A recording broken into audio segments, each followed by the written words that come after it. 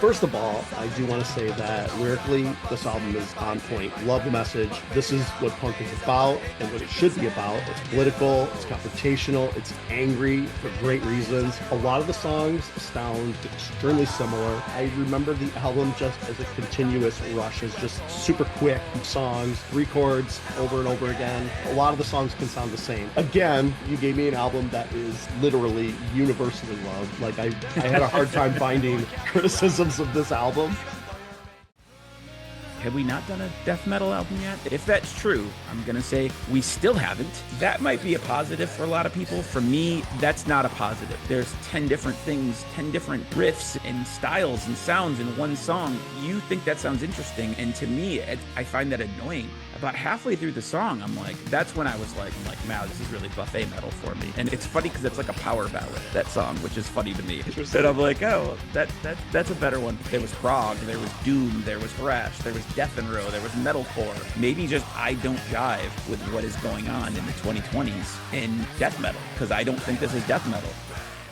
Hey, this is Mike, Seder 42 Vinyl. I'm here with Roger again. We are going to another Amplified Assignments. This is episode 12. We have assigned 2 albums to each other, or 1 album each. We listened to it for about 2 weeks. We are going to review these albums. These are albums that we haven't listened to before. We're familiar with the album that we gave the other person, but the other person isn't fully familiar with the album that we gave them. That's the format. I gave Roger the album Horrendous. This is Ontological Mysterium. This is, I would say, brutal death metal album. It has some brutal parts, but it also has some melody in there, some progressive parts. It's an interesting album, I think. It was in my top 10 favorite albums of 2023. I think it's a great album, and I wanted Roger to hear that album. Roger gave me the album Bad Religion, No Control. This is a classic punk album that Roger likes a lot, and I had never really experienced a Bad Religion album in its entirety. I never listened to him that frequently. He gave me that album to listen to. I'm going to discuss the Bad Religion album first. Roger is going to tell me a little bit about the album, about his experience with it, why he assigned it to me. This is one of those ones that just popped in my head, and I thought it just sounded like a fun idea because 1, it's something that I really like a lot. 2, I know was a little outside of your wheelhouse, but I think you've heard a few songs from it before. I actually thought that you might like it just because of the fact that it has a really catchy aspect to it and a lot of sing-alongs, and I was like, well, there's aspects of this that you really might like, and I think that it's lyrically, it's really smart. I thought that you'd at least find it interesting, was my hope, at minimum, and at most you would like it. This is one of those bands when I was a senior and you were away, like a friend of mine introduced this band to me and I immediately was super into it. This is an album that I've been listening to regularly for 30 plus years now. It's a favorite of mine. I just thought it might be a fun thing for you to listen to. I'm assuming you've heard the band name and you said you heard a couple songs, but what was your first impressions, or even before even the first impressions, preconceived notions? Yeah, preconceived notions. It's interesting because we have a history with making mixtapes for each other, or at least you making mixtapes for me. And at one point, you gave me a mixtape with a Bad Religion song, maybe even a couple Bad Religion songs on it. And I kind of recall listening to that a little bit. There were some interesting stuff on there, more punk stuff. There were a few bands like that. This is a more simpler style of punk music that I don't have albums that sound exactly like this or like this. First of all, I do want to say that lyrically, this album is on point. Love the message. This is what punk is about and what it should be about. It's political, it's confrontational, it's angry for great reasons. The lyrical content totally works for me. I really enjoyed that aspect of it. Where the album loses me is musically, and it mostly comes down to, I guess, my personal taste in the type of punk music that I like. This particular style isn't necessarily my favorite. There's some melodicism here that I liked, but for me, it wasn't as catchy or as distinct as other stuff that I listened to, and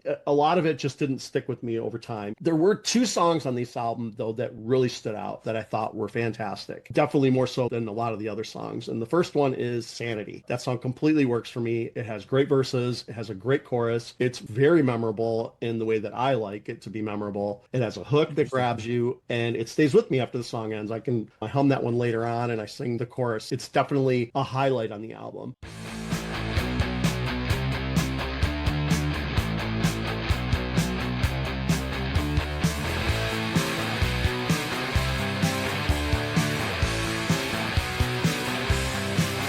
There's a watch in my pocket and its hands are broken.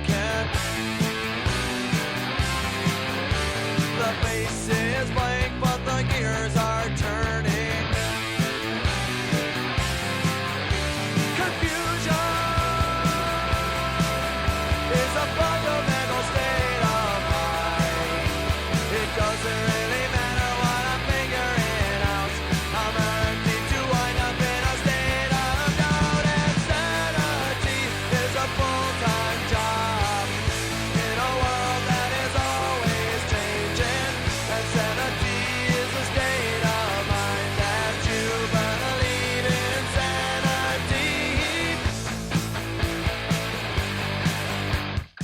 The other song that I really enjoyed was You. Same thing, very memorable chorus. It feels different than the rest of the tracks on the album. And those two songs, they like rise way above a lot of the other songs on the album. They're the most memorable.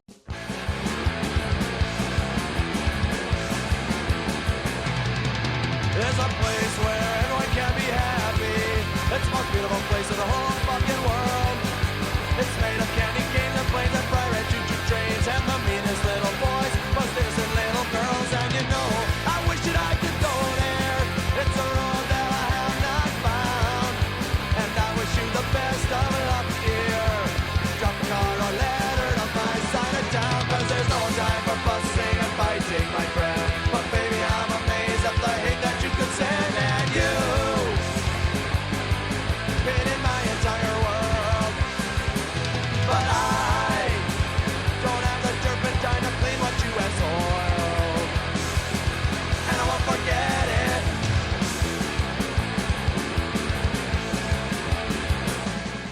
Everything else on this album, it blurs together for me. A lot of the songs sound extremely similar, and there are melodic moments throughout, but they're not distinct enough, like Sanity and You, where those songs pop out as unique songs and being more memorable. And instead of remembering the songs, I remember the album just as a continuous rush, as just super quick songs, like a minute and a half. You're in and out of a song really quickly. And if there really isn't anything in there that's memorable in the way that it would be memorable for me, it just passes me by, basically. It's just not as memorable. I don't know if this is controversial, but this album reminds me, and this is, we've talked about this before, this is, I'm using this reference because this is my point of reference to bands that sound similar to this. There's obviously other bands that might be more apropos or whatever to compare this to, but this reminds me a lot of Green Day, and I say that without disrespect. I know Green Day is not a punk band, at least modern Green Day specifically, but early Green Day stuff. And if I'm being honest, though, I think that Green Day write a lot better choruses, much more memorable stuff in their albums. Their hooks tend to stand out more, and the songs are usually, maybe not always, but their hooks are just a little bit better, and I enjoy them a little bit more than this album. And to clarify a little bit about punk music, I do listen to some punk music, but the punk that I like sounds different. And when I'm talking about punk music, I'm specifically referencing like the 90s Riot Grrrl stuff and modern bands that have carried that sound into current albums and music. Even in 2025, there's a few bands that I can think of that are carrying that torch still. I prefer that style to the Bad Religion style of punk here. I think you could argue that those styles are more similar than they are different, and I think if we broke it down, we probably could maybe come to a consensus on that. But for whatever reason, and this might have to deal with me enjoying more female vocals and female artists in general, but my brain just hears that stuff differently than it does Bad Religion for some reason, and even Green Day for that matter. I'm not even really that into that style of punk music, but like I said, there might be an argument to be made because I have a lot of 90s Riot Grrrl stuff. I can listen to that stuff all day and I love it. There may be enough similarities there for an argument to say, hey, these are basically the same thing, it's just male and female. That could be true, but for me, it just sounds different. It hits me different. But this album in particular is an album I can put on the background. It's fine. It works. I listened to it probably 6 times today. It's a super easy album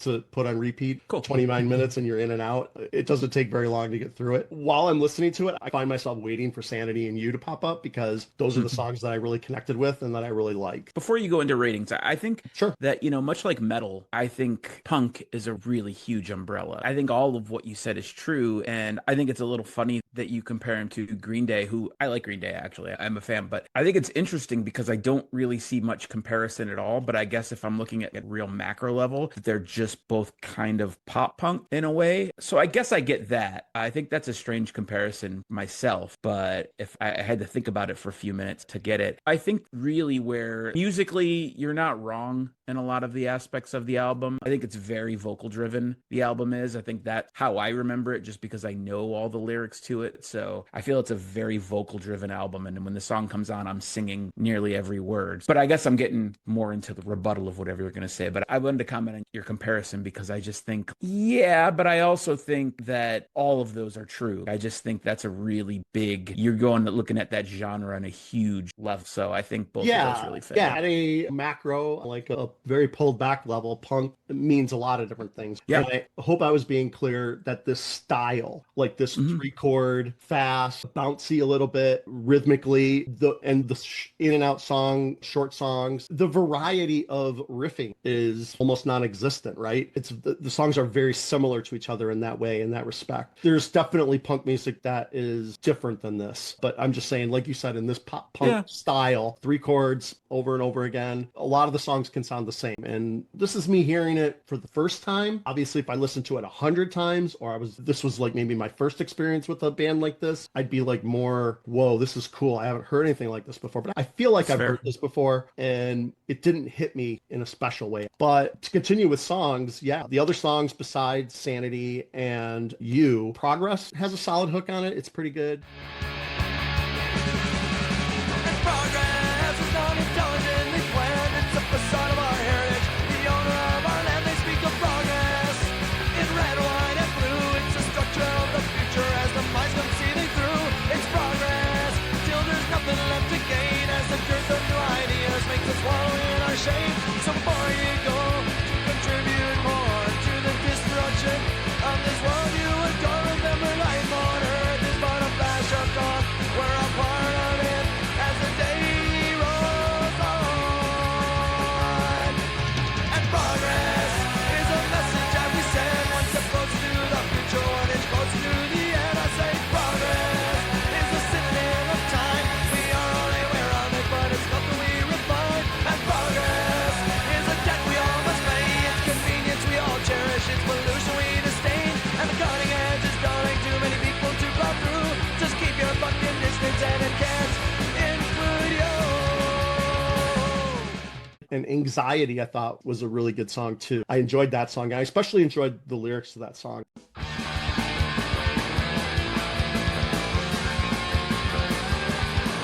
It's a love song to the self, a story recapped every day. It's a world of bogus feelings and a world of slow decay. It's a world of laughter hidden by this world of fear and torment. It's a game of strange compulsion, our visceral compulsion. Anxiety for love of life, anxiety for pain. Anxiety, a feeling that you know you can contain.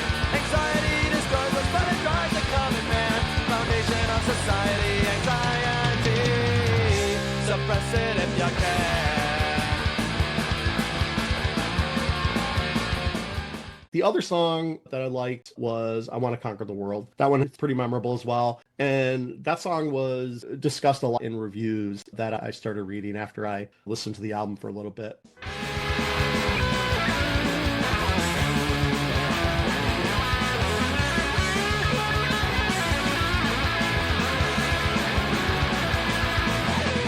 Hey brother Christian with your high and mighty errand. Your action speaks so loud I can't hear a word you're saying. Hey sister bleeding heart with all of your compassion. Your labors through the hurt but can't assuage temptation.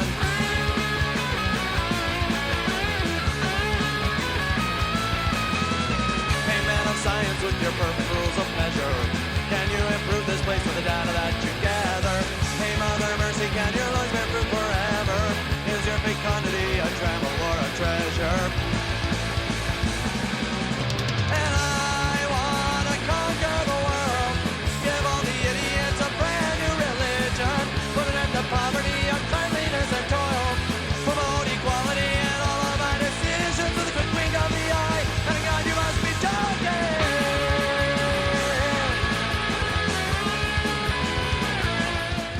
But beyond those, the rest of the album, it feels like it's different sections of the same song rather than distinct tracks. Like they're very similar to each other. I think I'm landing about 2.5 stars for this album. And I think that rating is mostly just musically, that this is just a style of punk that I don't listen to very often or really connect with. Again, you gave me an album that is literally universally loved. Like I had a hard time finding criticisms of this album. But anyway, I just came away thinking it was just okay. But I think that just says more about my musical taste than the album itself. It's just what I gravitate towards. And then what I found interesting after I kind of solidified my opinion on it, I went back and did read reviews. It was interesting because even among people who love the album, one of the criticisms is filler tracks, like songs that are just not as good, very samey sounding. And Also, the song You was very frequently pointed out as a highlight. But I also found interesting that some of the reviews, they don't agree on which songs are filler. A lot of times, a few reviews would say, oh, these 3, 4, or 5 songs are the filler songs, but then other people would be like, oh,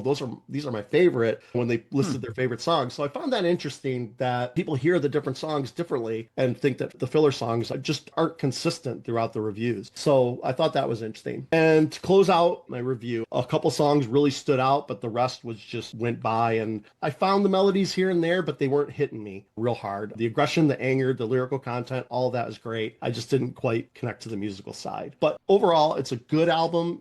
I don't think it hit me in the same way that maybe it does you, of course, because you recommended it. Yeah, I think that's a reasonable take, and I always have to take away with something that's a classic album that I've liked for a long time, that I have to like, what would I think if I heard it for the first time right now? And maybe my opinion would not be that different than yours. I do agree that there are a couple filler tracks. I'd be, wherever that debate may lay, that would be funny. I'm interested what people think, because I could pick a couple, but it might be different than, I'm looking through the tracks right now. I would say the song No Control itself is one of the highlights. So you didn't mention that at all, which is interesting. It's a good song. It's one of the shortest songs on the album, I think. I think it's less than a minute and a half or right around there or something. It's really quick. Time is so rock solid in the minds of the hordes, but they can't explain why it should slip away. Explain why it should slip away. History and future are the comforts of our curiosity, but here we are, rooted in the present day. Rooted in the present day. Questions that seem just delight, our testament of our helplessness. There's no vestige of beginning, no prospect of an end. When we all disintegrate, we'll all happen again, yeah. If you came to conquer, you'll be king for a day. But you too will deteriorate and quickly fade away. And believe these words you hear when you think your path is clear. We have no control. We have no control. We have no control. We do not understand. You have no control. You are not in command. You have no control.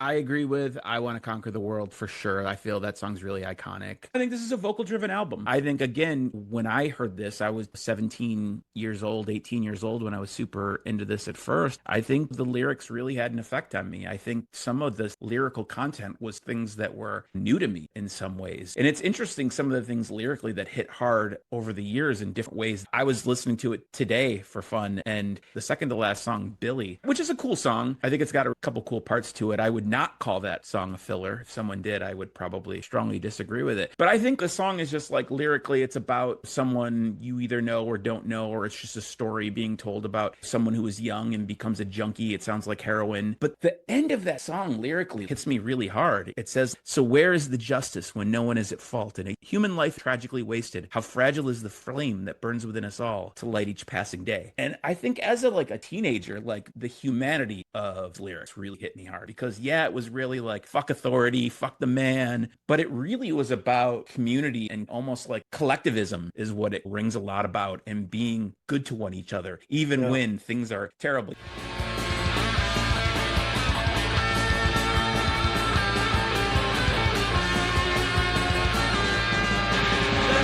And disorder slapped him sharply in the face, yeah. It hit him like a friend, struck something deep within. He couldn't break the chain of slow decay that seemed to drag him, just like a fatal tide, toward the other side. And Billy was a lunatic, just barking at the moon, and his brain was totally wasted. He then exchanged his friend for a needle and a spoon, and he threw his future away. Both the door and throw away the key, yeah.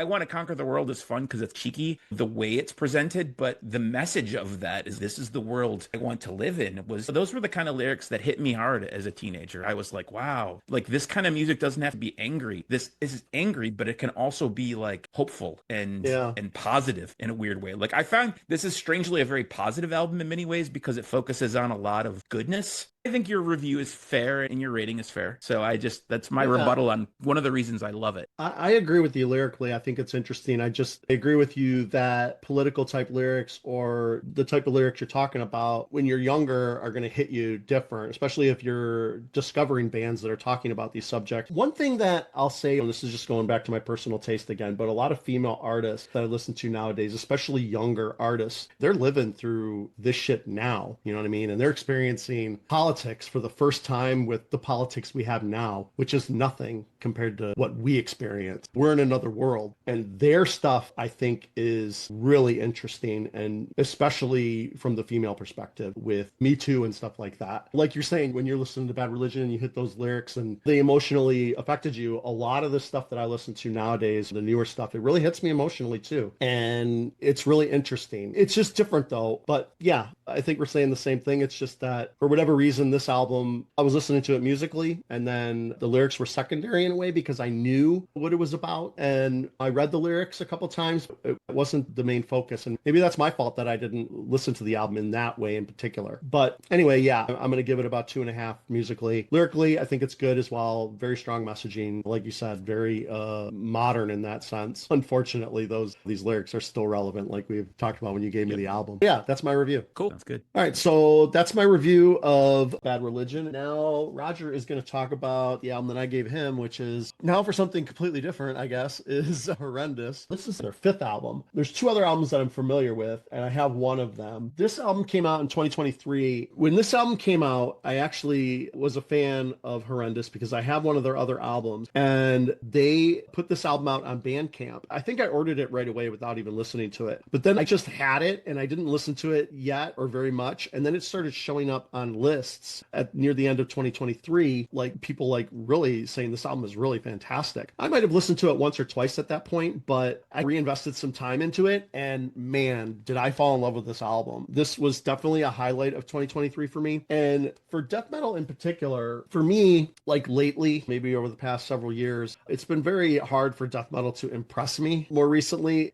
there's a lot of bands doing old school style death metal. There's just a lot of that retro stuff, and there's a lot of unimaginative death metal out there. When this album came out and I started listening to it a lot more, I was like, wow, there's a lot of interesting things going on in here. And it just, I don't know, it hit me really well. And I thought it was one of the best albums of that year, even just album wise across the board, but death metal in particular. It's a really crazy contrast here because of you giving me Bad Religion and me giving you a death metal album. But yeah, I'm curious what you thought about the album. I don't know how much death metal you listen to, modern death metal or recent death metal or newer bands even. I figured this would be an interesting to see what you thought about a more recent death metal band and a really good death metal album, I thought. I had no first impressions. The name maybe was familiar, but I was definitely not familiar with this album at all. I was only going into it based on what you said, which is more or less what you called it, death metal. I think I want to talk about song. I'm going to skip to track 2. I think track 1 is called The Blaze, and it's not really an intro, but it's an intro. It's a little different because it builds up, and it's actually interesting, but I'm still going to call that an intro. So I'm going to call Chrysopoeia the first song on the album, and it's also by far the longest song on the album. So in my opinion, that is a statement of intent. This is the album that you are putting your foot forward on, and I think the song in itself also is trying to be that, trying to be a table setter of that. And that song was probably my least favorite song on the album when I went through it. First listen through, I was like, I didn't like the album much in general, but I really disliked that song. That song really turned me off. But we have had in the past in Amplified Assignments, we will give things multiple listens. I've listened to this many times, and sometimes opinions change mid-range. You said earlier, wait, have we not done a death metal album yet? If that's true, I'm going to say we still haven't, is what I'm going to say. Really? Interesting. Okay. That's an interesting take. I'm not even getting into positives or negatives of it. Maybe I don't get it because there's little to no death metal in this musically. I did listen to their 4 previous albums. I listened to the first 1 or 2 tracks on each one. I did that maybe yesterday because I was curious in order to see how they progressed. Maybe they used to be that, so maybe that was grandfathered in. Musically, there's little to no death metal in this entire album for me. The vocals are my biggest problem with this album. That growl is in the exact pitch that I do not like. It's just mid-range. I read a lot of reviews and they were calling it more death and atheist, which is interesting. Atheist, I could hear a little bit. Death, maybe some of the later stuff. I guess I can hear that comparison, but in this case, it didn't work for me. But it wasn't even the pitch. My problem with the vocals, and this is that first song I'm talking about, is there are just many styles in this album. I stopped counting. At some point, it was 8 or 9 or 10 different distinct voices. And I don't know if it's the same person. I don't know if it's all 4 dudes. That might be a positive for a lot of people. For me, that's not a positive. That's that one song. I think when I take that song and I'll go through the rest of them out of the picture, my opinion of the album's a little different. In many ways, this isn't too different from me from Diabolical Masquerade in many ways. Buffet metal. Yeah, right. It's not that it sounds the same, but I feel like my feelings towards each of them are very the same. It almost seemed as I was listening to it, I was like, wow, this again, huh? And I think just you and I have some very different taste in that regard. That is, I guess is something you like all that. There's 10 different things, 10 different riffs and styles and sounds in one song. You think that sounds interesting. And to me, I find that annoying. What's funny about that, I just want to comment on that because we did do Diabolical Masquerade and you could say that's a death metal album. It might be one of the other heaviest albums that we did as far as aggression or whatever in that metal style. And I would agree that this isn't a straightforward death metal album, Horrendous. They are more progressive death metal is what I would say. But buffet metal, where you say all these different styles, I think that this album is far more straightforward than Diabolical Masquerade as far as there are a couple different things in there. But yeah, I think we're hearing it differently. It's interesting because it's not as much. It reminded me of that. And I think it's really that song.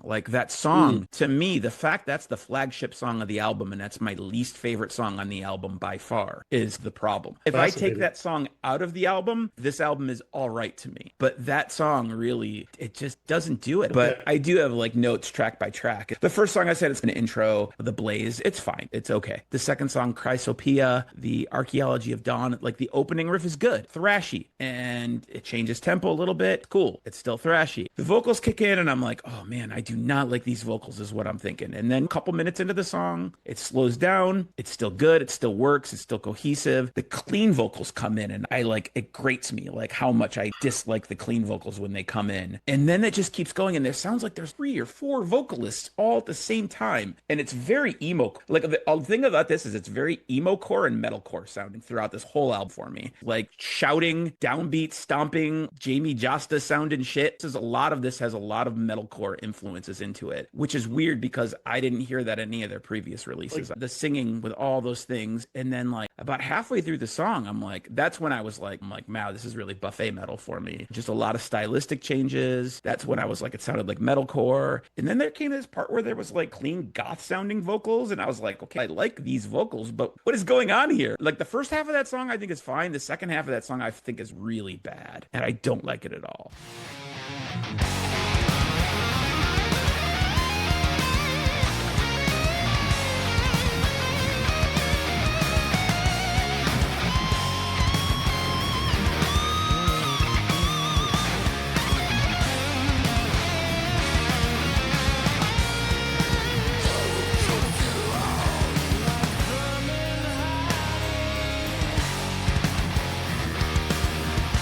Every conflict in your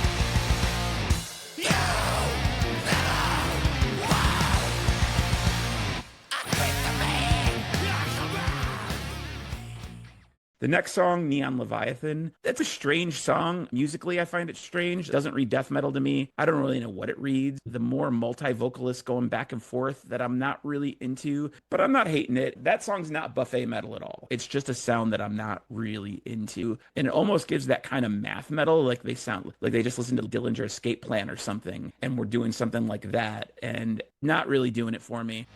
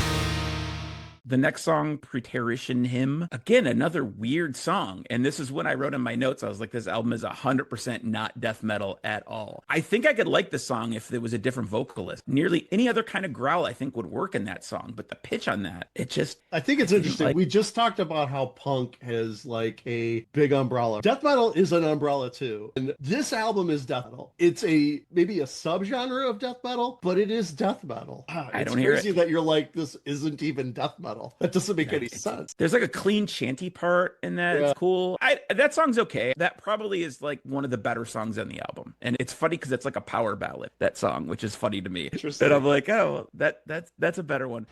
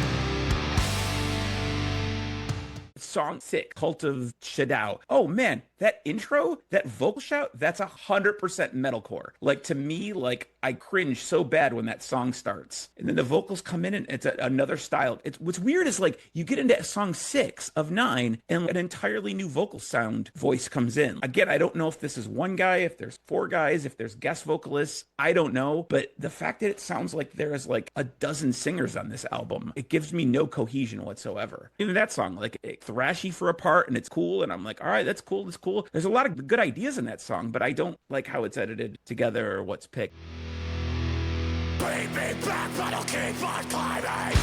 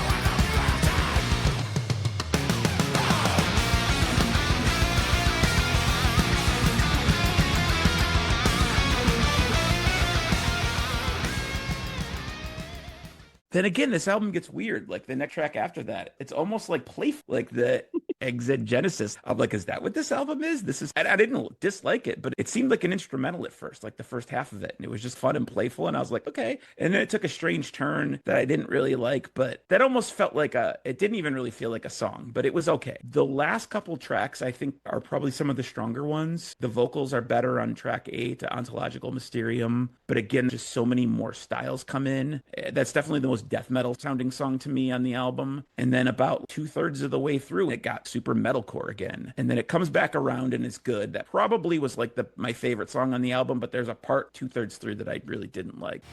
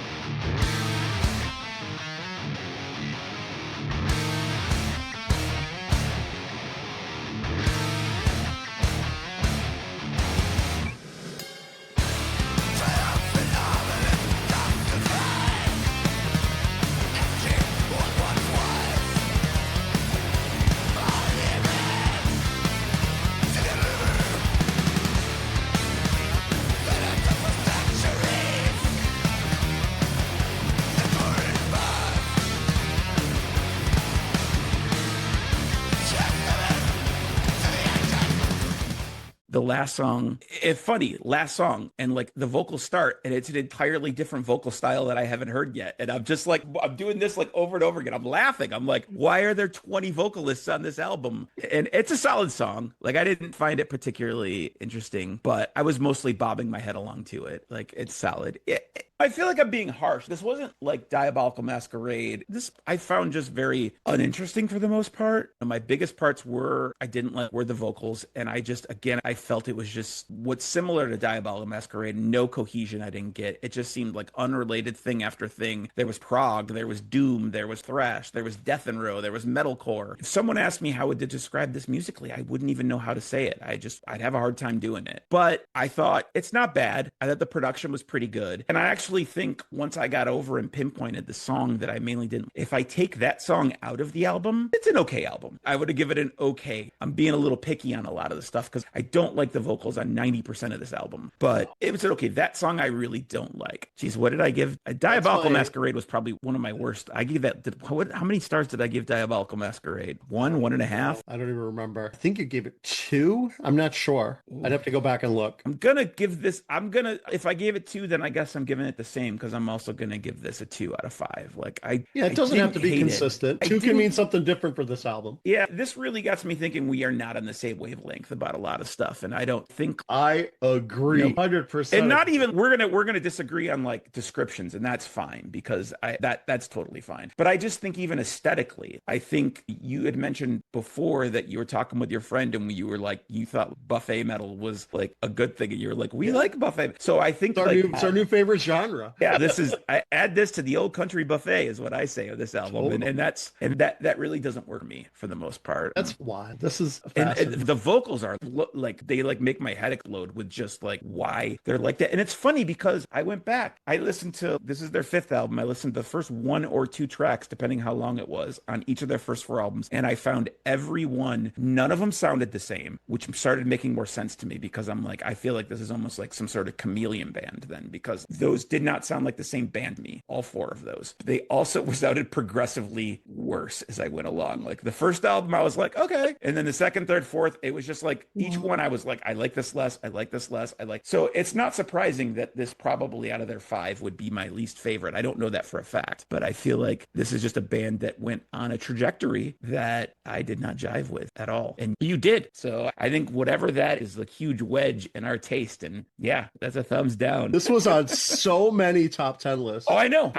Oh, I read it, man. I read them, and that made me. And I'm not saying that means it's a good album. I'm just saying after I saw that, I was like, what is the deal? And when I started listening to it again, I'm like, you know what? I didn't get it at first either, but when I started playing it more and more, I was like, you know what? This album is really growing on me. And yeah, I find it really I read interesting. those too. I read those too, and that made me just not want to go negative on this because I don't really want to, because it's just, I'm like, oh, maybe it's me, generally what I was thinking. Like, maybe just I don't jive with what is going on in the 2020s in death metal, because I don't think this is death metal. And all the reviews called it death metal. So I was just like, then I guess I don't either know what death metal is or I don't like what death metal is, if that's the case. I would love to deep dive into your favorite death metal bands or something, or your favorite deth metal albums, just to see what that means to you. I think there was a good death metal album that was put out in 2025. You know who put it out? Gruesome. It's awesome. Hey, yep, shut up. Oh my awesome. God. Okay, the Gruesome album isn't even their own album. They're just